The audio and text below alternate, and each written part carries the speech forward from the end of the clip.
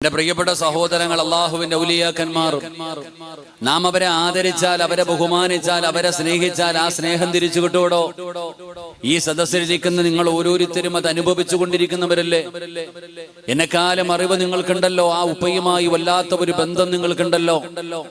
എന്റെ പ്രിയപ്പെട്ടവരെ, നാം അവരെ സ്നേഹിച്ചാൽ അവര് നമ്മളെ തിരിച്ചു സ്നേഹിക്കും.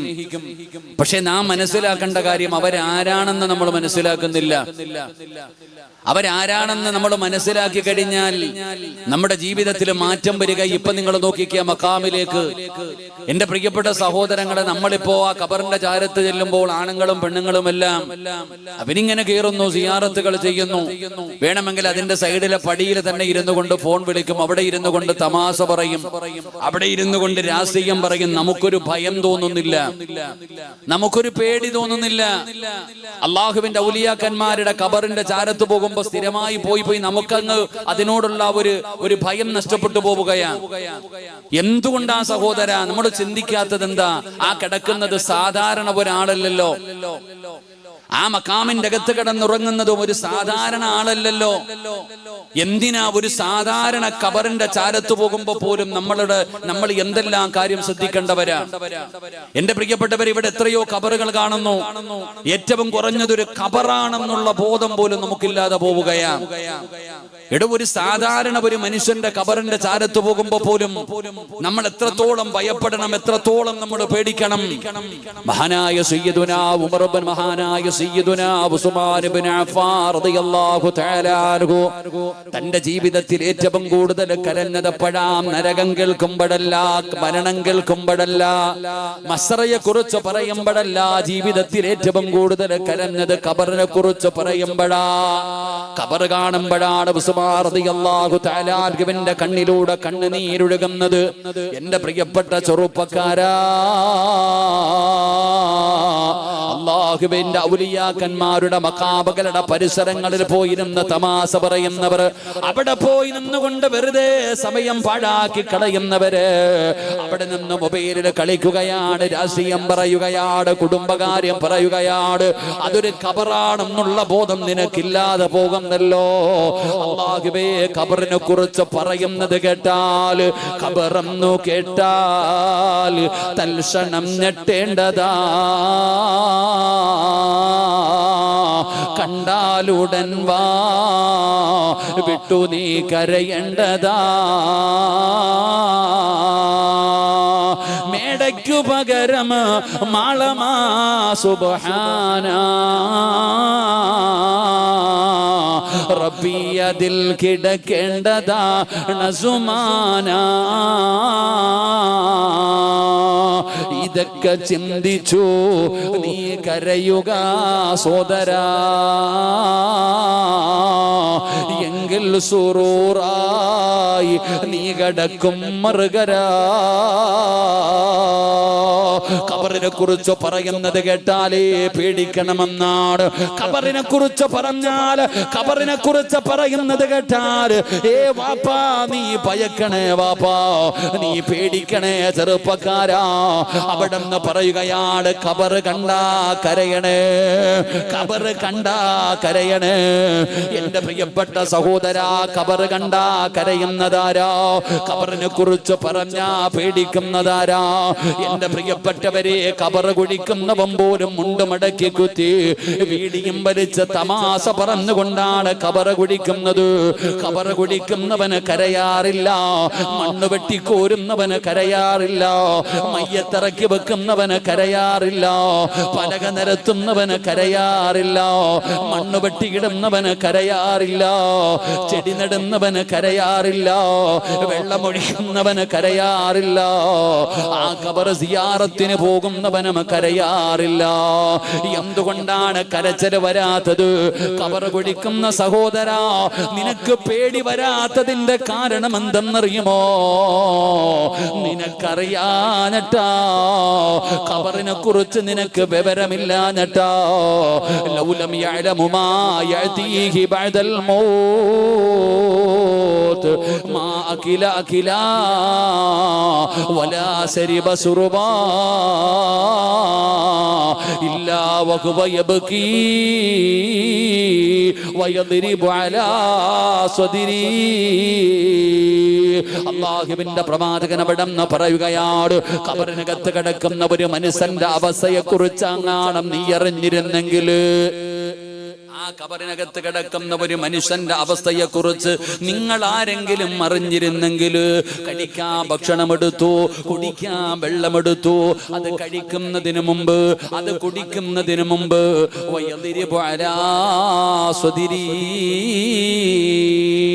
നെഞ്ചത്തടിച്ച് കരയുമായിരുന്നു, നെഞ്ചത്തടിച്ച് വിളിച്ചു പോവുമായിരുന്നു എന്ന് അല്ലാഹുവിന്റെ പ്രവാചകൻ അവിടെന്ന് പറയുമ്പോ എന്റെ പ്രിയപ്പെട്ടവരോട് പറയുന്നു, ഇത് സാധാരണ ഒരു ഖബറിനെ കുറിച്ചാ പറയുന്നത്. അപ്പൊ അല്ലാഹുവിന്റെ ഔലിയാക്കന്മാരാരാ? അവർ അല്ലാഹുവിനെ അറിഞ്ഞവരാണ്, അവർ അല്ലാഹുവിനെ മനസ്സിലാക്കിയവരാണ്, അവർ അല്ലാഹുവിന്റെ തൃപ്തി നേടിയവരാണ്, അവർ അല്ലാഹു ഇഷ്ടപ്പെട്ടവരാണ്. അവരെ കുറിച്ച് പഠിക്കണേ, അവരെ കുറിച്ച് അറിയണേ. അവരാരാണെന്നറിഞ്ഞ പേടിക്കും ചെറുപ്പക്കാരാ. ആ മഖാമുകളുടെ മുമ്പിൽ പോകുമ്പോ നിന്റെ കൈകാലുകൾ വിറയ്ക്കുകയാ. ഒരു ഭയം വരുമടോ, ഒരു പേടി വരുമടോ, ഒരു ബഹുമാനം വരുമടോ. അതുകൊണ്ട് അല്ലാഹുവിന്റെ ഔലിയാക്കന്മാരാരെന്നറിയോ? അല്ലാഹുവിന്റെ വിശുദ്ധമായ ഖുർആനിൽ അല്ലാഹു സുബ്ഹാനഹു വ തആല അല്ലാഹുവിന്റെ ഔലിയാക്കന്മാരെ കുറിച്ച് പറയുകയാണ്. ഏതു മഖാമിന്റെ മുമ്പിൽ പോകുമ്പോഴും എഴുതി വെച്ചിരിക്കുന്ന ഒരു ആയത്ത് കാണാ. ആ ആയത്ത് ഏതെന്നറിയുമോ? അലാ ഇന്ന ഔലിയാ അല്ലാഹ് ലാ ഖൗഫുൻ അലൈഹിം വലാ ഹും യഹ്സനൂൻ. അല്ലാഹുവിന്റെ വിശുദ്ധമായ ഖുർആൻ അവിടെന്ന് പറഞ്ഞു തരികയാണ്. ഈ റൂസിന് കടന്നു വന്ന എന്റെ പ്രിയപ്പെട്ടവരോട്, നിനക്ക് അല്ലാഹുവിന്റെ ഔലിയാക്കന്മാരാരെന്നറിയോ? അവരെ കുറിച്ച് ഈ ലോകത്തിന്റെ അധിപനായ, ഈ പ്രപഞ്ചം മുഴുവനും അടക്കി ഭരിക്കുന്ന രാജാതിരാജനായ മലിക്കുൽ ജബ്ബാറായ പടച്ചറബ് അവന്റെ പരിശുദ്ധമായ ഖുർആനിൽ, അല്ലാഹുവിന്റെ കലാമായ ഖുർആനിൽ അല്ലാഹു ഔലിയാക്കന്മാരെ കുറിച്ച് പറയുകയാണ്. അവരുടെ യോഗ്യത പറയുകയാ, അവരുടെ ക്വാളിറ്റി പറയുകയാ. അല്ലാഹു പറയുന്നു, അലാ ഇന്ന ഔലിയാ അല്ലാഹ് ലാ ഖൗഫുൻ അലൈഹിം വലാ ഹും യഹ്സനൂൻ. അല്ലാഹുവിന്റെ വിശുദ്ധമായ ഖുർആനിൽ അല്ലാഹു പറയുന്ന ഔലിയാക്കന്മാരെന്ന് പറഞ്ഞാൽ ആരാ? അവരുടെ യോഗ്യത എന്താ? അവരുടെ ക്വാളിറ്റി എന്താ? അല്ലാഹു പഠിക്കാൻ ഭാഗ്യം തരുമാറാകട്ടെ. അല്ലാഹു പഠിക്കാൻ ഭാഗ്യം തരുമാറാകട്ടെ. അല്ലാഹു പഠിക്കാൻ ഭാഗ്യം തരുമാറാകട്ടെ. ഇതങ്ങട്ട് നിനക്ക് തിരിഞ്ഞ, ഈ ഖുർആൻ പറയുന്ന കാര്യം നിനക്ക് തിരിഞ്ഞ, ഇതുവരെ പോയതുപോലെയല്ല. നാളെ മുതൽ അവിടെ പോകുമ്പോ നിനക്കൊരു മാറ്റമുണ്ടാകും, നിനക്കൊരു പേടിയുണ്ടാകും. ആ കിടക്കുന്നത് അല്ലാഹുവിന്റെ ഔലിയാക്കന്മാരാണെന്നുള്ള ബോധമുണ്ടാകും. അല്ലാഹു ആ ബോധം നമുക്ക് നൽകുമാറാകട്ടെ. അല്ലാഹു നമുക്ക് ആ ബോധം നൽകുമാറാകട്ടെ. അപ്പൊ അല്ലാഹു പറയുകയാ, അവരാരാ? അലാ ഇന്ന ഔലിയാ അല്ലാഹ്, അല്ലാഹുവിന്റെ ഔലിയാക്കന്മാരെന്ന് പറഞ്ഞാൽ ആരാ? അവരുടെ ഒന്നാമത്തെ ക്വാളിറ്റി എന്താ? അവര് നമ്മളെ പോലല്ലടോ, അവള് നമ്മളെ പോലൊന്നും അല്ല, നമ്മളെ പോലെ സാധാരണ ആൾക്കാരൊന്നുമല്ല അല്ലാഹുവിന്റെ ഔലിയാക്കന്മാർ. പഠിക്കണം പെങ്ങളെ. നിനക്ക് അവിടെ പോകുമ്പോ തലമറയ്ക്കാൻ പോലും മടിയാ. നീ ഏത് കോലത്തിലും ചുരിദാർ വിട്ടിട്ട് അവിടെ മാക്സി ഇട്ടുകൊണ്ട് വേണമെങ്കിലും പോകാൻ തയ്യാറാ. അറിയണില്ല നിനക്ക് അല്ലാഹുവിന്റെ ഔലിയാക്കന്മാർ ആരെന്നറിയോ? അല്ലാഹു പറയുകയാ, അവരുടെ ഒന്നാമത്തെ യോഗ്യത ലാ ഖൗഫുൻ അലൈഹിം. അല്ലാഹു പറയുകയാ, അവരുടെ ഒന്നാമത്തെ യോഗ്യത, അവർക്ക് ഈ ലോകത്ത് അല്ലാഹുവിനെ അല്ലാതെ ഒരു മഖ്ലൂക്കിനെയും അല്ലാഹു അവർക്ക് ഭയമില്ലെന്ന് അല്ലാഹുവിന്റെ വിശുദ്ധ ഖുർആൻ. അല്ലാഹു പറയുന്നു, ഒന്ന് ലാ ഖൗഫുൻ അലൈഹിം. ഈ പ്രപഞ്ചത്തിൽ ഈ മഖാമിന്റെ അകത്ത് കിടക്കുന്ന ഔലിയാഇന് ഈ ലോകത്ത് ഒരാളെയെ പേടിയുള്ളൂ. അല്ലാഹുവിന്റെ ഈ പ്രപഞ്ചത്തിൽ അല്ലാഹുവിനെ അല്ലാതെ ഒരു മഖ്ലൂക്കിനെയും അല്ലാഹുവിന്റെ ഔലിയാക്കന്മാർക്ക് പേടിയില്ലെന്ന് അല്ലാഹുവിന്റെ വിശുദ്ധ ഖുർആൻ. അല്ലാഹു നമുക്ക് ഈമാൻ നൽകുമാറാകട്ടെ. അല്ലാഹു നമുക്ക് ഈമാൻ നൽകുമാറാകട്ടെ. നമുക്കോ?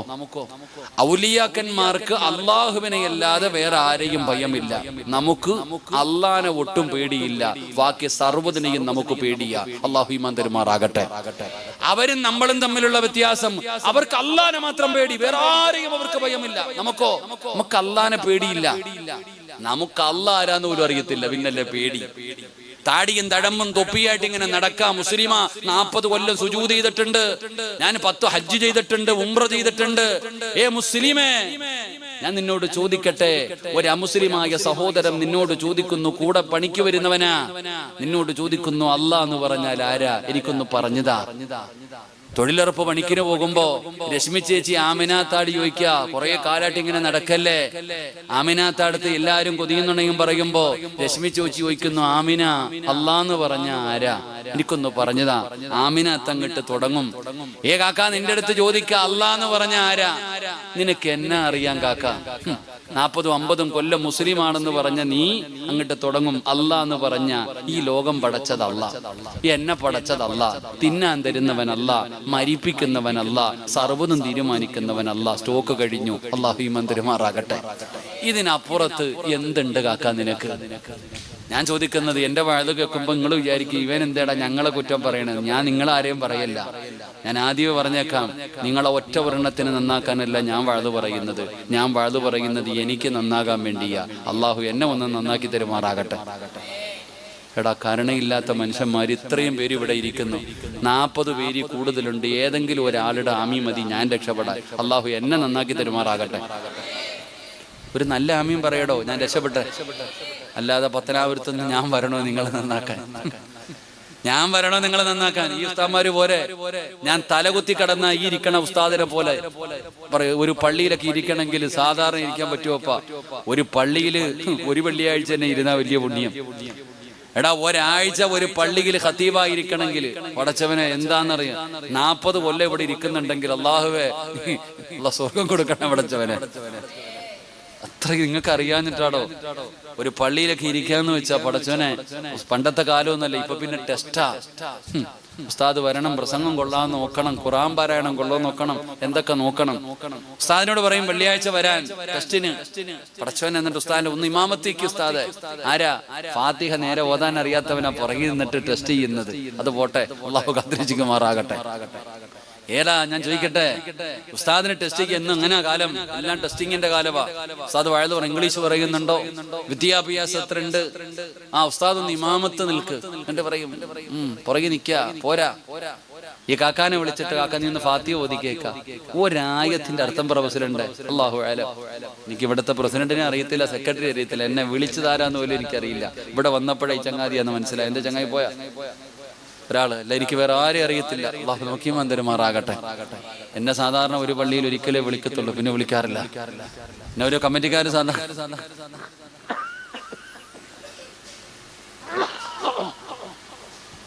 അള്ളാഹു നമുക്ക് ഈമാൻ നൽകുമാറാകട്ടെ.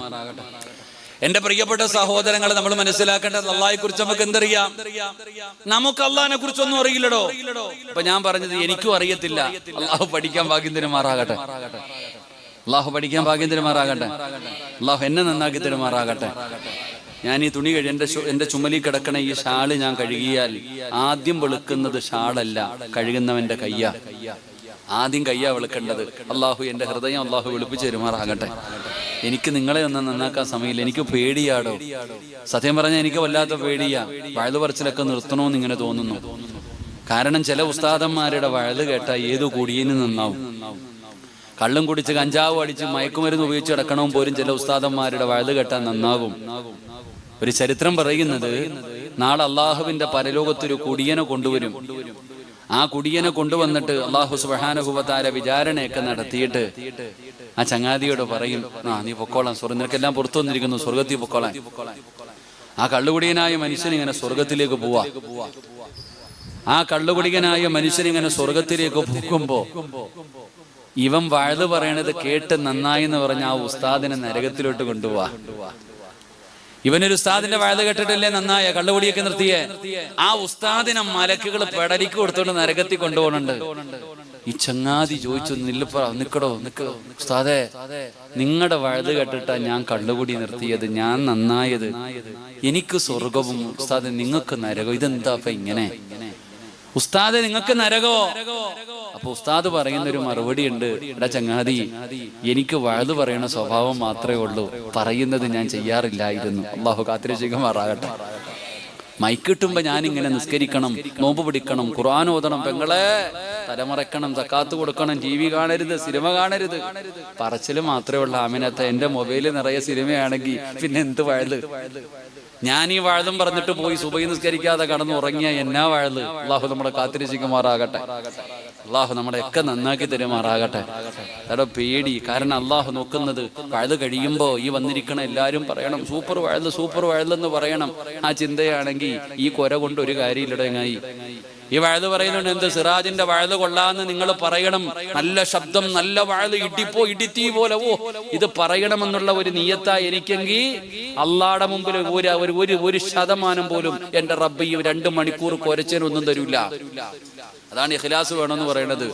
പണ്ടൊരു പള്ളിയിൽ വെള്ളിയാഴ്ച ജുമാ നിസ്കാരത്തിന് ബോറടിക്കണ്ട,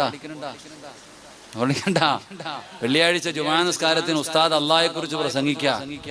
ഉസ്താദ് പറഞ്ഞ് ഏത് പ്രതിസന്ധിയിലും അള്ളാഹിനെ വിളിച്ച റബ്ബ് സഹായിക്കും. ഇനി തല പോകുന്ന വിഷയമാണെങ്കിലും അള്ളാന്റെ മുമ്പിൽ പറയേണ്ട രീതിയിൽ പറഞ്ഞാൽ പടച്ചവൻ സഹായിക്കും. ഉസ്താദിന്റെ പ്രസംഗമൊക്കെ കഴിഞ്ഞ് അന്ന് രാത്രി ഈ ജുമാ കേട്ടാൻ വന്ന ഒരുത്തൻ മോട്ടിക്കാൻ പോയി. അയാൾ മോഷണം നടത്തിയിട്ട് തിരിച്ചിറങ്ങുമ്പോഴത്തേക്ക് നാട്ടുകാരെല്ലാരും കൂടെ ഒരുമിച്ച് കൂടി ഓനെ പിടിക്കാൻ നോക്കി. ഓൻ ഓടി, കള്ളന്റെ പുറകെ നാട്ടുകാരൊക്കെ ഓടി. ഓൻ ഓടി കൊണ്ട് ചെല്ലുമ്പോൾ ഒരു പുഴയുടെ മുമ്പിൽ ചെന്നു. മുമ്പിൽ പുഴ, പുറകിൽ ആൾക്കാർ തെല്ലാൻ വരിക. അപ്പോഴാണ് ഈ ചങ്ങാതി ചിന്തിക്കുന്നത്, വെള്ളിയാഴ്ച ഉസ്താദ് ജുമായ്ക്ക് പറഞ്ഞത് ഏത് പ്രതിസന്ധിയിലും അള്ളാഹുവിനോട് സഹായം ചോദിച്ചാൽ അള്ളാഹു സഹായിക്കുമെന്നല്ലേ ഉസ്താദ് പറഞ്ഞത്.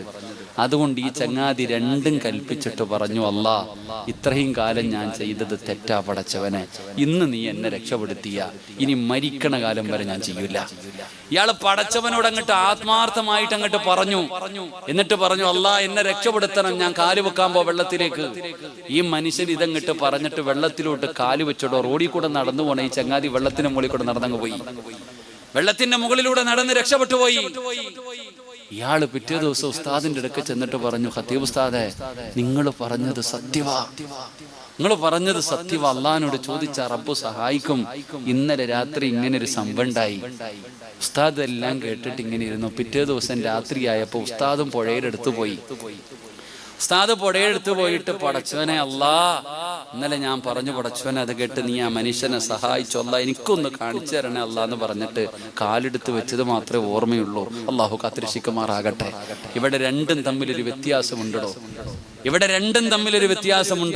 അള്ളാഹു പഠിക്കാൻ ഭാഗ്യം തരുമാറാകട്ടെ. ഞാൻ പറഞ്ഞു വന്നത് അള്ളയാരാണെന്ന് പഠിക്കണം. ഈ മഖാമിന്റെ അകത്ത് കിടക്കുന്നവർക്കറിയാം അള്ളയാരാ. അള്ള അവരുടെ റബ്ബാണെന്നവർക്കറിയാം. അവരല്ലാഹുവിന്റെ അടിമകളാണെന്നവർക്കറിയാം. ഈ ലോകത്ത് ഭയപ്പെടേണ്ടത് അള്ളാനെ മാത്രമാണെന്നവർക്കറിയാം. അവരല്ലാഹുവിനെ കുറിച്ച് പഠിക്കാൻ തയ്യാറായി, അവരല്ലാഹുവിനെ കുറിച്ച് മനസ്സിലാക്കാൻ തയ്യാറായി. അവരുടെ നാവും ഹൃദയവും ഒന്നായടോ. നമ്മുടെ നാവ് മാത്രമേ ഉള്ളൂ.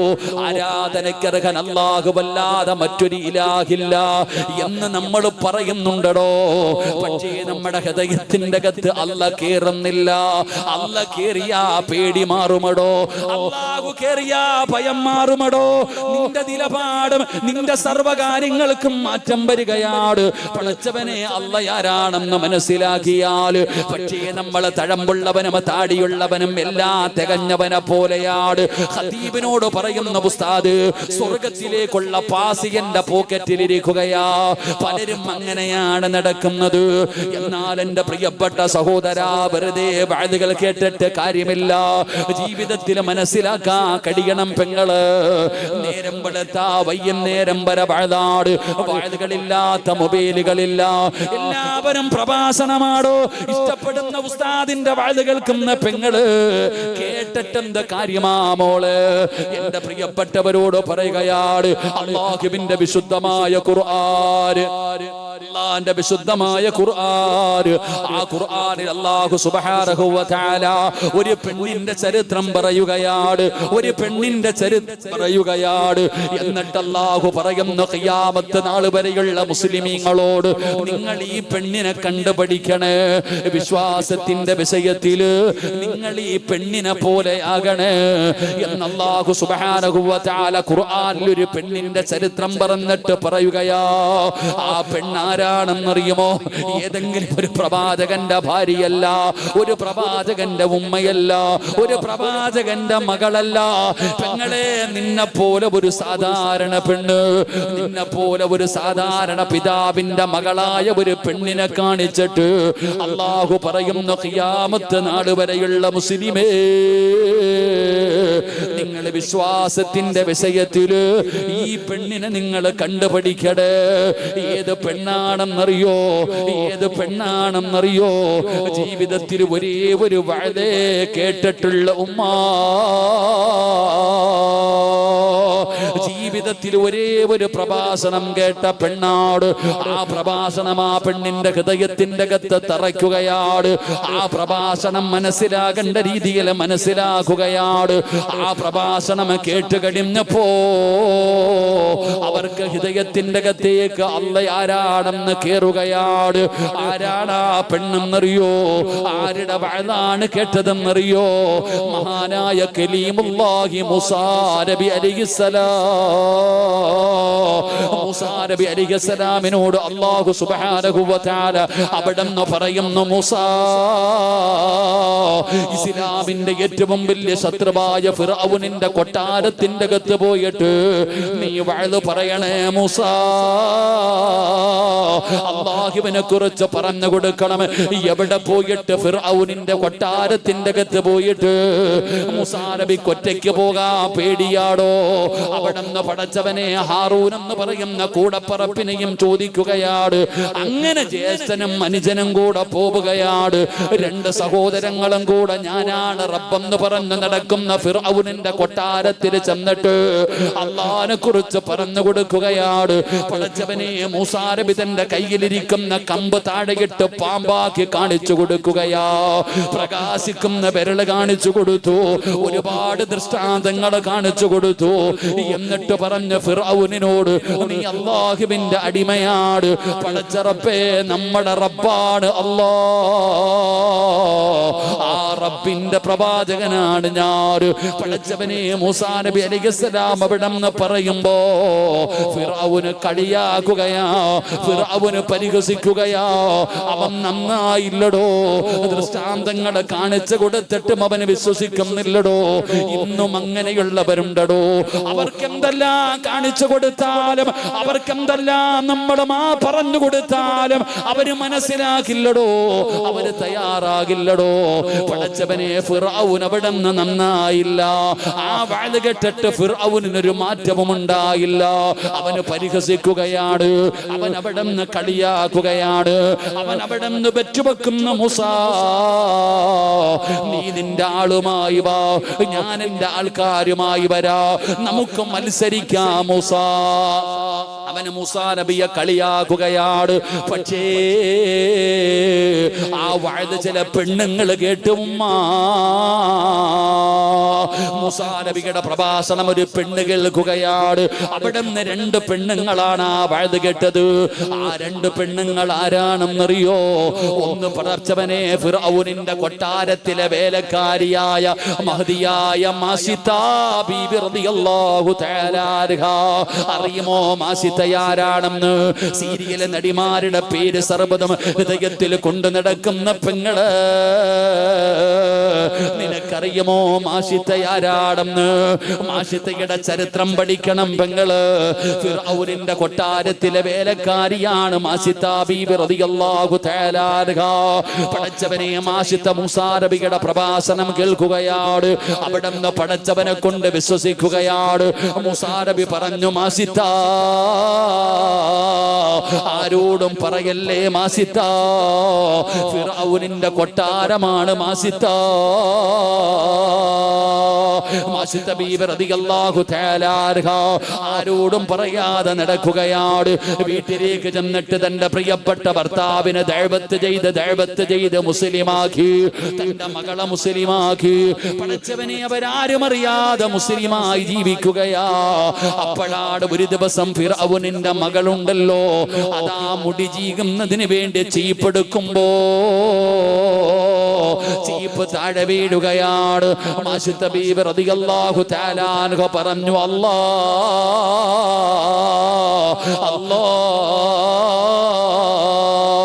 പടച്ച റബ്ബിന്റെ പേരവിടെന്ന് പറയുകയാണ്. ഫിർഔനിന്റെ മകള് ചോദിക്കുന്നു, മാസിത്ത അല്ലാ എന്ന് പറഞ്ഞാലാരാ? അല്ലാ എന്ന് പറഞ്ഞാലാരാ? മാഷിത്ത ബീവി പറഞ്ഞു, മോളെ എന്നെ പടച്ച റബ്ബിന്റെ പേരാണ് അല്ലാ. നമ്മുടെ റബ്ബിന്റെ പേരാണ് അല്ലാ. ഫിർഔനിന്റെ മകള് ചോദിക്കുന്നു, മാസിത്ത എന്റെ വാപ്പയല്ലാതെ വേറെ ഒരു റബ്ബുണ്ടോ? വാപ്പയല്ലേ റബ്ബ്, എന്റെ വാപ്പയല്ലാതെ വേറെ ഒരു റബ്ബുണ്ടോ? മാസിത്ത ബീബി റളിയല്ലാഹു തആല അൻഹ പറഞ്ഞു, നിന്റെ വാപ്പ റബ്ബല്ല, നിന്റെ വാപ്പ അടിമയാ, നിന്റെ വാപ്പ അടിമയാ. നിന്റെ വാപ്പാനെ പടച്ച റബ്ബിന്റെ പേരാണ് അല്ലാ. ഈ ലോകത്തിന്റെ അധിപനാണ് അല്ലാ.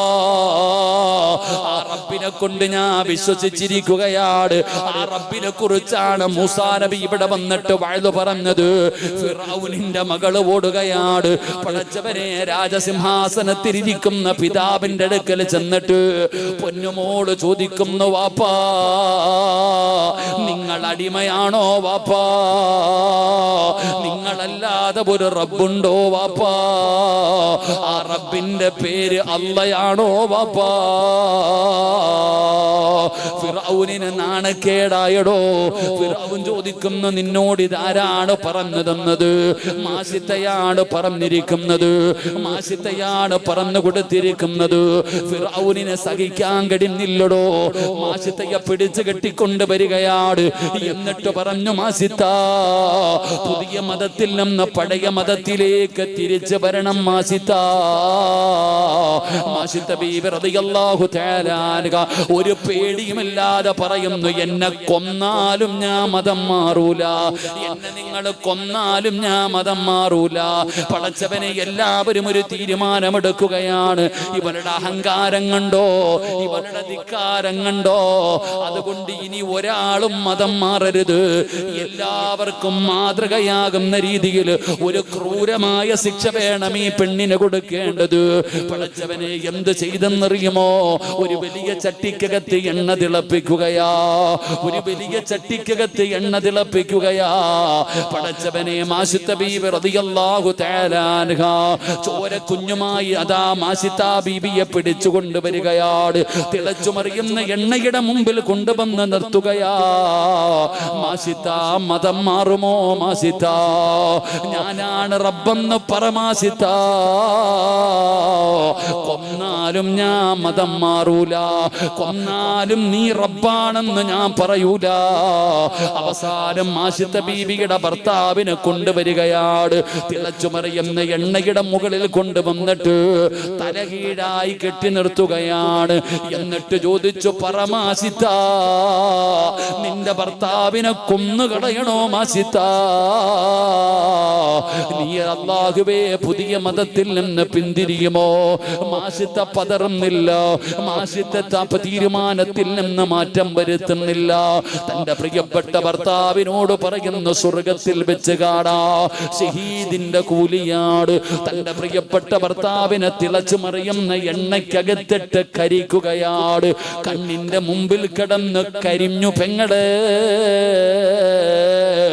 മാസിത്ത പതറിയില്ല. അതാ തന്റെ മൂത്ത മകളെ കൊണ്ടുവരികയാണ്. ഇതുപോലെ കൊണ്ടുവന്ന് നിർത്തിയിട്ട് ചോദിച്ചു, മാറ്റമുണ്ടോ? മാഷത്തേക്ക് മാറ്റമില്ല. ആ കുഞ്ഞിനെയും കൊന്നു കളയുകയാണ്. രണ്ടാമത്തെ കുഞ്ഞിനെയും കൊണ്ടുവരികയാണ്. ഇതുപോലെ കൊന്നു കളയുകയാണ്. പടച്ചവന് അവസാനം ആസിത്ത ബീബി റളിയല്ലാഹു തആല അൻഹയുടെ ചാരത്ത് ചെന്നിട്ട് ശത്രുക്കൾ തന്റെ പൊന്നാര മകനെ പിടിക്കുകയാണ്. പടച്ചവനെ ചോരയുടെ മണം മാറാത്ത, പാലുകുടി മാറാത്ത പടച്ചവനെ ആ പൊന്നാര മകനുണ്ടല്ലോ മാസിത്ത നെഞ്ചിലേക്ക് ചേർത്ത് പിടിക്കുകയാണ്. കാരണം പടച്ചവനെ കണ്ടു കൊതി തീർന്നില്ല. 10 മാസം ഗർഭം ചുമന്ന് മരണവേദനയുടെ വേദനയും നൊന്ത് പ്രസവിച്ച തന്റെ പൊന്നാര മകന് എങ്ങനെ കൊടുക്കാനാണ്? മാസിത്ത കൊടുക്കുന്നില്ല. പടച്ചവനെ എല്ലാവരും ചിരിക്കാൻ തുടങ്ങി, എല്ലാവരും കളിയാക്കാൻ തുടങ്ങി. ഭർത്താവിനെയും 2 മക്കളെയും ഇവള് വെറുതെ കൊന്നുകളഞ്ഞല്ലോ, ഇവള് പരാജയപ്പെട്ടു പോയല്ലോ, ഇവള് തോറ്റുപോയല്ലോ. എല്ലാവരും പടച്ചവനെ മാസിത്ത ബീബി റളിയല്ലാഹു തആല അൻഹയെ കളിയാക്കിക്കൊണ്ട് ചിരിക്കുമ്പോ ആ പാല് കുടിക്കുന്ന കുഞ്ഞവിടന്ന് കണ്ണു തുറന്നു നോക്കുമ്പോ എല്ലാവരും ഉമ്മാനെ കളിയാക്കുകയാണ്. ഉമ്മ തലതാട്ടി പിടിച്ച് നിൽക്കുകയാണ്. പടച്ചവനെ പാല് കുടിക്കുന്ന കുഞ്ഞൊരിക്കലും സംസാരിക്കാറില്ലടോ. എന്നാ മാഷിത്ത ബീബിയുടെ കയ്യിലിരിക്കുന്ന പാല് കുടിക്കുന്ന പൊന്നുമോനുണ്ടല്ലോ, അവിടെന്ന് വിളിക്കുന്നു, യാ ഉമ്മ ലാ തഖഫ് വലാ തഹ്സൻ. ആ പൊന്നുമകൻ ചോദിക്കുന്നു, ഉമ്മ ഏ ഉമ്മ, എന്തിനാ ഉമ്മ പേടിക്കുന്നത്? എന്തിനാ ഉമ്മ കരയുന്നത്? നമ്മുടെ സ്വർഗത്തിലല്ലേ ഉമ്മ? സന്തോഷമായിട്ടെന്നെ യാത്രയാക്കുമ്മ. ആ പാല് കുടിക്കുന്ന കുഞ്ഞുമകനെ ചുംബനം കൊടുത്ത് ശത്രുവിന്റെ കയ്യിലേക്ക് കൊടുക്കുകയാണ്. കൊന്നുകളഞ്ഞു പെങ്ങള്. ആ കുഞ്ഞിനെയും കൊന്നു. അവസാനം ആസിത്ത ബീബി റളിയല്ലാഹു തആല അൻഹയെ കൊല്ലുകയാണ്.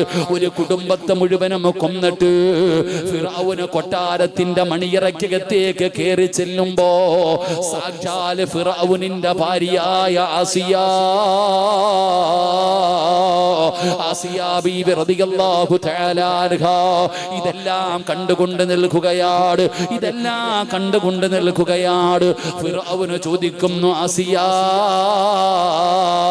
ഞാനല്ലാതെ വേറെ ഒരു റബ്ബുണ്ടെന്ന് പറഞ്ഞ ഒരു കുടുംബത്തിന് ഞാൻ കൊടുത്ത ശിക്ഷ കണ്ടോ ആസിയ? സന്തോഷമായോ ആസിയ? ആസിയ ബീബി റളിയല്ലാഹു തആല അൻഹയുടെ മറുപടി എന്തെന്നറിയോ? ആ പെണ്ണ് പറഞ്ഞതിൽ എന്ത് തെറ്റാവുള്ളത്? നിങ്ങൾ അടിമയല്ലേ, നിങ്ങൾ അടിമയല്ലേ? നിങ്ങളെ പടച്ച റബ്ബിന്റെ പേരല്ലേ അല്ലാഹ്? ആ റബ്ബിനെ കുറിച്ചല്ലേ മൂസാ നബി പറഞ്ഞത്? റബ്ബി മൂസാ വഹാറൂൻ. ഞാനും അവരുടെ കൂടെയാണ്, ഞാനും അവിടെ നിന്ന് മുസ്ലിമായിരിക്കുകയാണ്. പടച്ച റബ്ബേ, സർവ്വതും എന്റെ കൈ കീഴിലാണെന്ന് പറഞ്ഞ് ജീവിച്ച ഫിർഔനിന്റെ മുഖത്ത് നോക്കിയിട്ട് തന്റെ കൂടെ കിടന്ന പ്രിയപ്പെട്ട ഭാര്യ പറയുകയാ, പേടി പോയടോ, ഭയം പോയടോ. ഹൃദയത്തിന്റെ അകത്ത് അള്ളയങ്ങ് കേറിയപ്പോ, ഈമാനങ്ങ് കേറിയപ്പോ അവരുടെ ഭയം പോവുകയാ, അവരുടെ പേടി പോവുകയാ. ഫിർഔനിന്റെ മുഖത്ത് നോക്കിയിട്ട് പറയുന്നു, നീ അടിമയാ. അതാ പടച്ചവരെ, ഞങ്ങള് റബ്ബി മൂസാ വഹാറൂൻ, മൂസയും ഹാറൂനും പറഞ്ഞ അവരുടെ റബ്ബിനെ കൊണ്ട് ഞാനും വിശ്വസിച്ചിരിക്കുകയാണ്. പടച്ച റബ്ബേ പറഞ്ഞത് ഫിർഔനിന്റെ ഭാര്യയാണ്. അതിനേക്കാളും വലിയ നാണക്കേടില്ലടോ. ആസിയ ബീബി റളിയല്ലാഹു തആല അൻഹയെ കൊട്ടാരത്തിന്റെ അകത്ത് പട്ടിണിക്കിടുകയാണ്. എത്ര പട്ടിണിക്കിട്ടിട്ടും ആസിയയുടെ തീരുമാനത്തിൽ മാറ്റമില്ല പെങ്ങള്. അവസാനം പടുത്തു കിടക്കുന്ന മലരാരുണ്യത്തിൽ കൊണ്ടുപോയി പട്ടാളക്കാര് കെട്ടിയിടുകയാണ്, പീഡിപ്പിക്കുകയാണ്. പടച്ചവനെ എന്ത് സുന്ദരിയായിരുന്നു ആസി എന്നറിയുമോ? ആസിയ ബീബി കുളിക്കാൻ പോകുമ്പോ ആസിയ ബീബിയുടെ സൗന്ദര്യം കണ്ടിട്ടാണ് ഫിറഔന് വിവാഹം കഴിച്ചത്.